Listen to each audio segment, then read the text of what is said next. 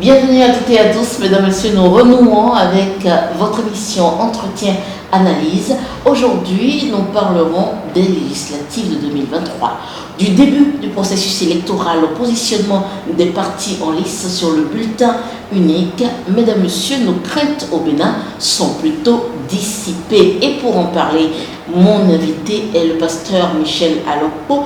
Élection inclusive au Bénin, pasteur Michel Alokpo. Comment est-ce que vous appréciez ce premier pas dans l'organisation des législatives?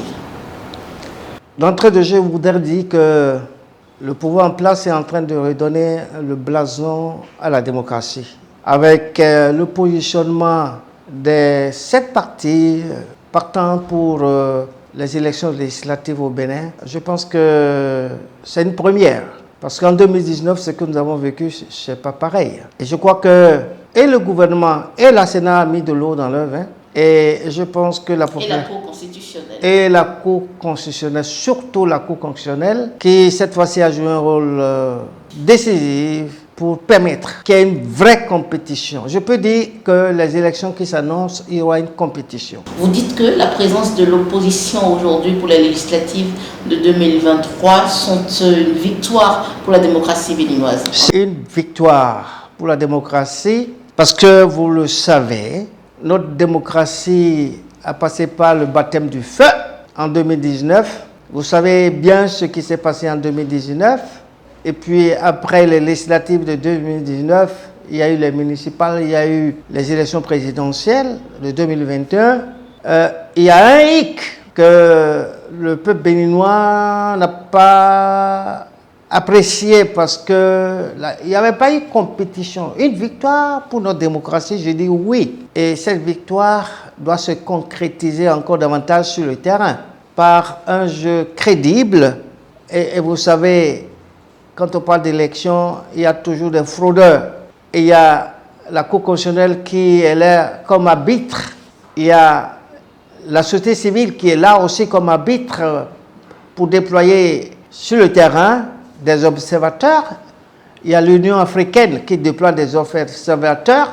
Mais cela n'empêche pas que les gens ont l'habitude de brouiller les pistes, d'augmenter, de brouiller les unes. Mais depuis 2006, nous avons vu un changement.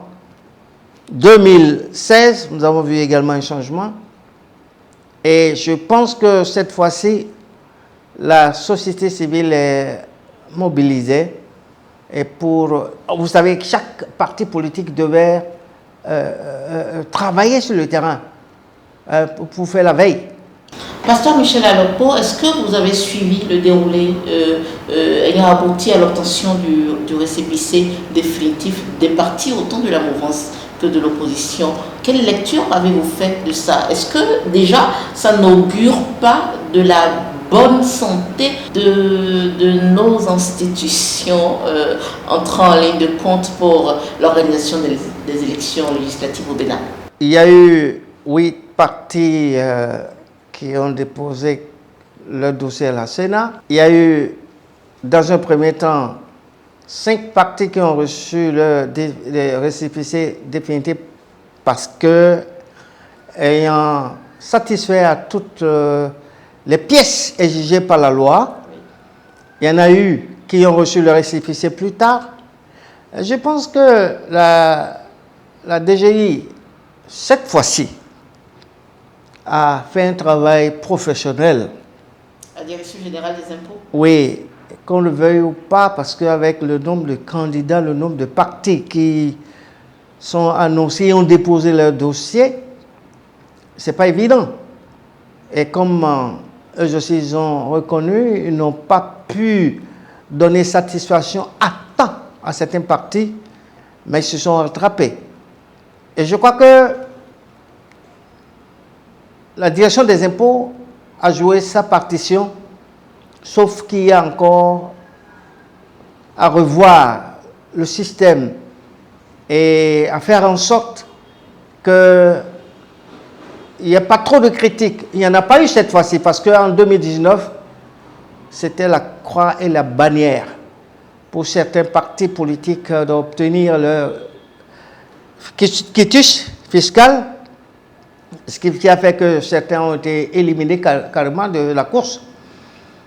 C'est vrai, la Sénat a joué sa partition, et plus encore la Cour constitutionnelle. En tout cas, je tire un chapeau aux sages de la Cour constitutionnelle qui ont dit le droit, et je suis fier d'eux. Ce qu'on a surtout, ce qui a captivé l'attention de tout le monde, c'est les efforts du Parti des démocrates pour pouvoir entrer en possession de ce récépissé définitif.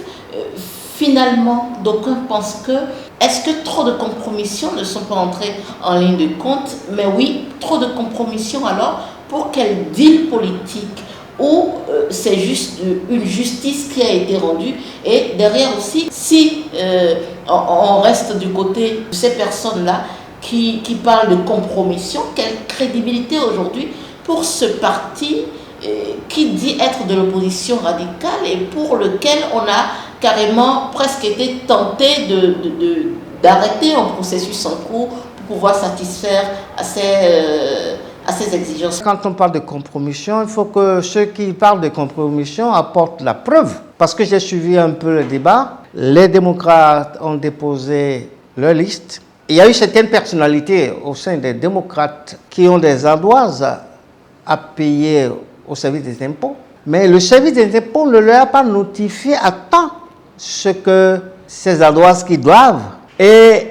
Mais c'est une stratégie politique parce qu'il faut toujours il faut anticiper au cas où des personnes se seraient vues être bloquées pour l'obtention de leur quitus fiscal. Il fallait procéder à un remplacement. C'est ce que les démocrates ont fait. Ils n'ont pas tort de le faire. Je peux vous le dire. Je suis aussi proche de certains partis de la mouvance. Il y a eu un député de la mouvance, un homme d'affaires, qui a été recalé parce qu'on lui a notifié qu'il devait une somme de 1 million et quelques. Et c'est pour cela que son parti a procédé à son remplacement. Bon, il s'est confié à moi. Il a dit, mais lui, il a accepté volontairement de ne pas être sur la liste, de ne pas être dans la course. 1 500 000, ce n'est pas ça qui lui manque. Mais il se demande où est-ce qu'ils ont trouvé ça.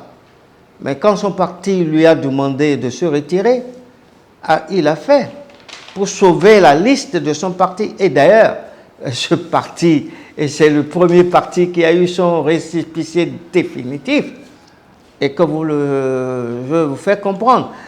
Je ne pense pas qu'il y ait compromis. La Cour a dit du droit. Je suis un juriste. La Cour a dit le droit. Le DGI, le directeur général des impôts, a reconnu que le délai imparti par la loi pour notifier aux personnes qui ont sollicité le quitus fiscal, ils n'ont pas respecté le délai. La Sénat ne peut pas régler, ça devient un dossier litigieux.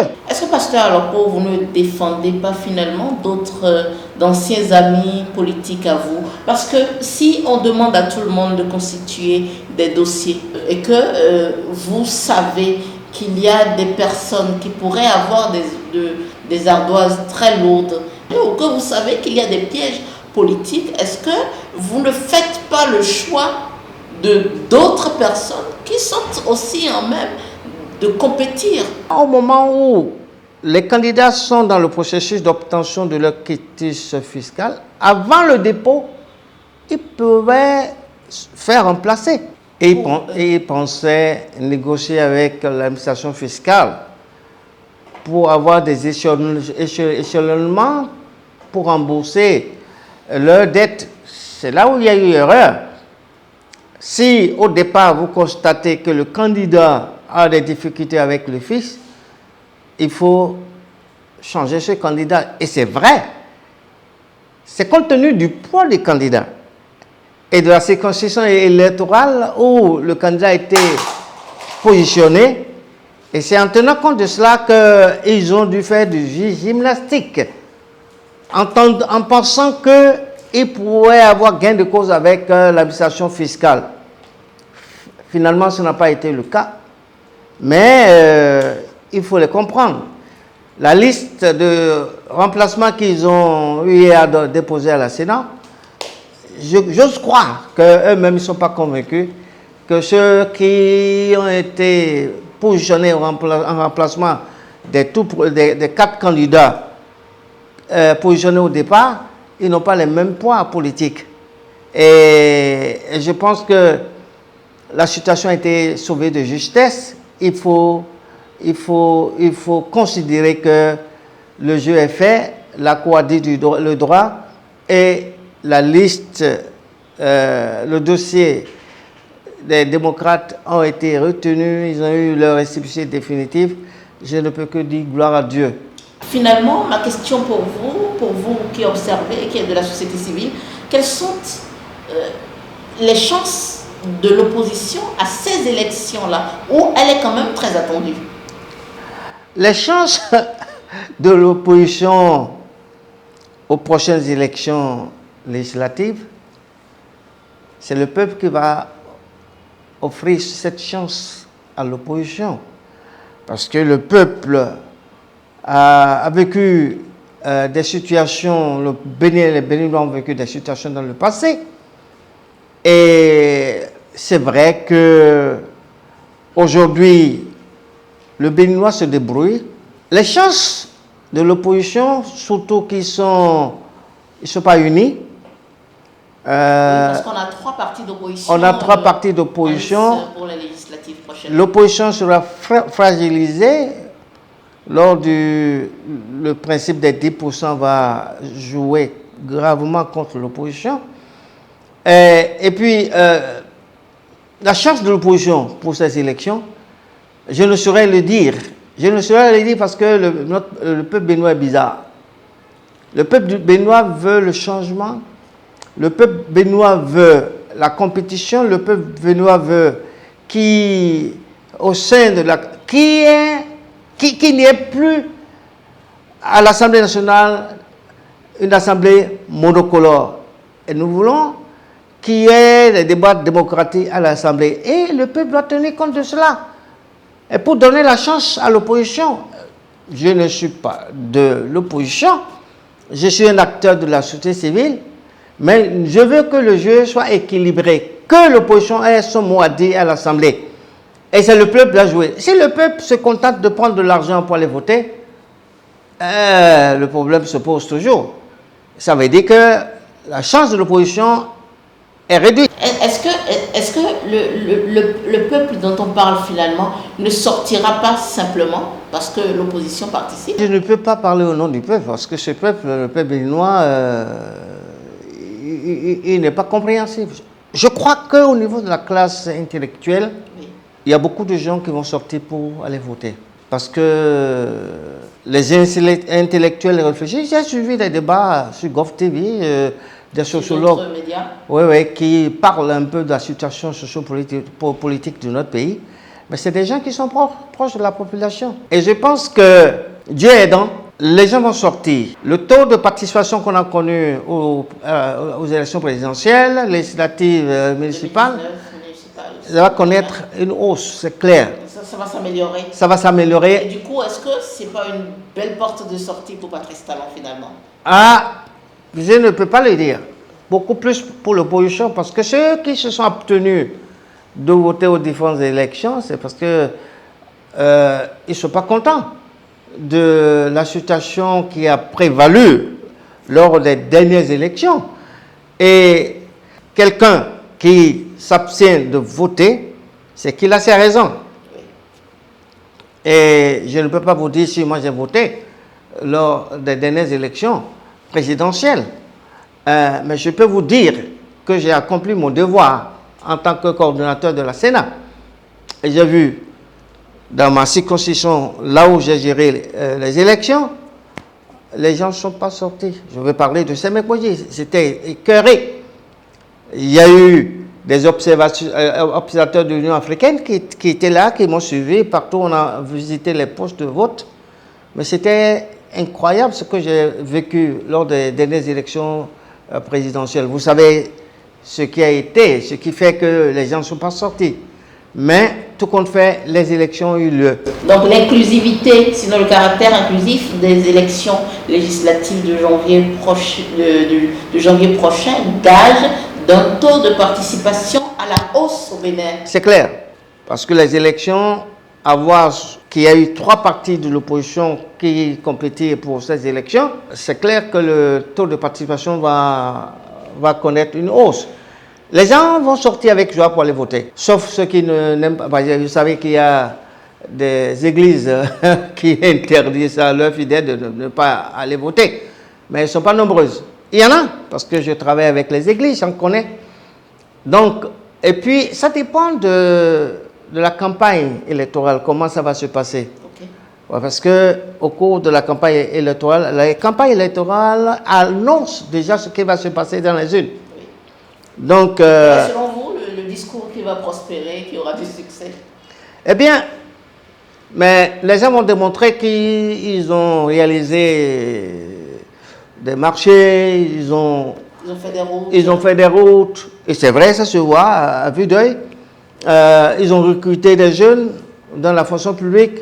Il y a quand même pas mal de projets de développement que nous avons vu se réaliser sous le gouvernement de Monsieur le Président Patrice Talon. Mais est-ce que malgré ça, avec la situation socio-économique qu'on a connue et tout, et les problèmes politiques qui se sont posés depuis l'avènement de Patrice Talon à la tête du pays, est-ce que vous pensez que le peuple béninois décidera de sanctionner ou non Patrice Talon à travers les élections législatives de 2023? Le bas peuple ne connaît rien de tout ça. Hein? Le bas peuple, c'est l'argent. C'est la classe intellectuelle qui peut sanctionner, soit le pouvoir en place, soit l'opposition pour les élections qui seront. Vous savez, actuellement, certaines familles ne sont pas encore guéries des événements qui ont secoué notre pays. Vous devez savoir qu'il y a encore des gens en prison. Vous devez savoir qu'il y a des gens qui sont hors du territoire. Ils ont une famille qu'ils ont nourrie. Vous pensez que ceux-là vont voter? Je ne pense pas. Il y a des questions que le gouvernement n'a pas encore réglées. Même avec la participation de l'opposition, ils ne vont pas pardonner ces familles. Mais je te dis qu'il y a encore des gens qui sont en prison. Vous le savez, je ne vais pas citer leur nom. Bien sûr, bien sûr.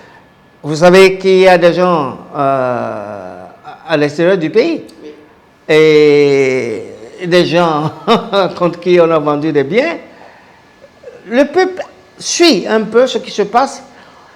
Il y a une partie de la classe intellectuelle qui ne va pas sortir pour voter. Moi, je suis sûr. Parce que ces personnalités dont je parle, eux-mêmes, ils ne s'en sortent pas. Parce que si tu n'es pas membre d'un parti politique, c'est ce qui se passe habituellement. Si tu n'es pas membre du parti politique, sympathisant d'un parti politique, tu ne peux pas avoir de marché dans ce pays. C'est clair, et c'est ce qui se passe. Et donc, il y en a qui ont une... vous accusez ce que vous dites est grave, pasteur Michel Alokbo? Non. C'est pas grave. Est-ce que vous avez été victime de ça? Est-ce que vous avez les preuves de ce que vous dites? Mais j'ai travaillé un peu dans un gouvernement dans le passé. Et je sais comment... Les pratiques du gouvernement défunt n'est pas les pratiques du gouvernement actuel. Je vais peut-être vous citer des cas, mais pas ici, sur ce plateau. Et je vois ce qui se passe dans le pays. Je vois comment se développent certaines structures privées dans le pays. Et je vois certains hommes d'affaires, certains grands hommes d'affaires qui soutiennent le pouvoir, soutiennent certains partis politiques. Et c'est eux qui ont l'économie en main. Certains grands hommes d'affaires, on les connaît. En d'autres mots, vous dites qu'il y a encore trop de rancœur pour que le peuple apporte sa caution ou non à ces élections-là. Quand je parle du peuple, je ne parle pas du bas peuple. Le bas peuple, il est aveugle. Le bas peuple, il est aveugle, c'est l'argent. Le peuple, la classe modeste, intellectuelle, qui réfléchit. Ah, mais quelqu'un qui réfléchit, il va réfléchir 2 fois avant de sortir pour aller mettre son bulletin dans l'urne. À quoi ça va me servir? Si je vais déposer mon bulletin dans l'urne, ça va contribuer à quoi? À accompagner le pouvoir ou à accompagner l'opposition?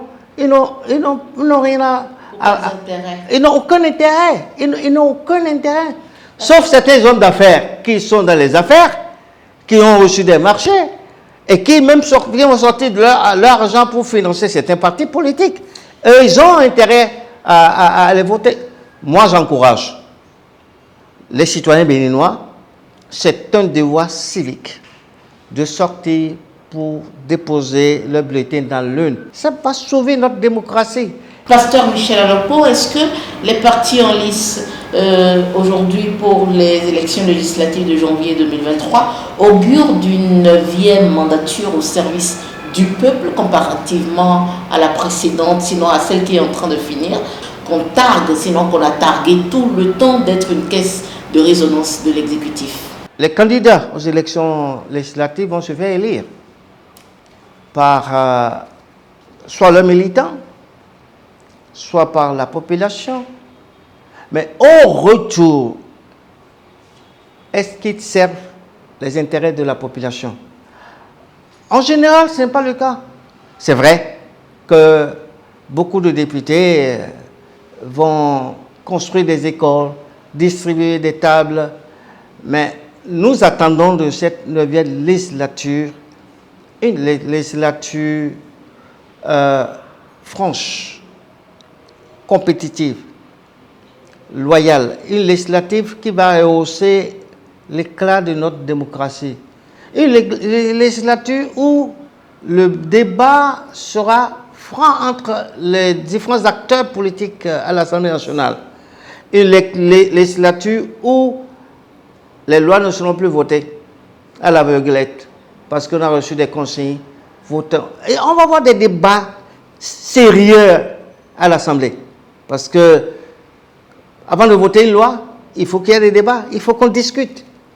Il faut qu'on voit les contre et les pour du vote. Parce que vous avez constaté qu'il y a des lois qui ont été votées sur le logement, par exemple. Une loi qui a été reprise encore une fois. Ça veut dire que avant de voter une loi, il n'y a pas suffisamment de débat. Il n'y a pas de débat, on ne réfléchit pas. Mais depuis toujours, il y a beaucoup de lois qui ont été prises. Je prends le cas de l'essence frélatée. Je suis resté au ministère de l'Intérieur, j'ai travaillé un peu, je connais le nombre de lois qui ont été votées pour arrêter la propagation, enfin le vente de l'essence frélatée. Aujourd'hui, vous voyez partout, dans tous les coins de rue, de l'essence frélatée. À cause de quoi? Parce que en interdisant, il y a le code pénal qui sanctionne les vendeurs de l'essence frélatée. Le code pénal qui sanctionne. Mais qui est-ce que l'État béninois a sanctionné depuis? Parce que l'électorat se trouve là. C'est un véritable problème de société. On vote une loi, mais on n'applique pas les lois. Je pense que l'État doit réfléchir, les députés doivent réfléchir et savoir si je vote telle loi, est-ce que ça va dans l'intérêt du peuple qui m'a élu ou dans l'intérêt de la nation. Merci, pasteur Michel Alopo, d'avoir répondu à nos questions. Merci, Madame Pis, pour ces questions qui m'ont été posées. Et je pense que le peuple béninois nous suit, que le meilleur gagne.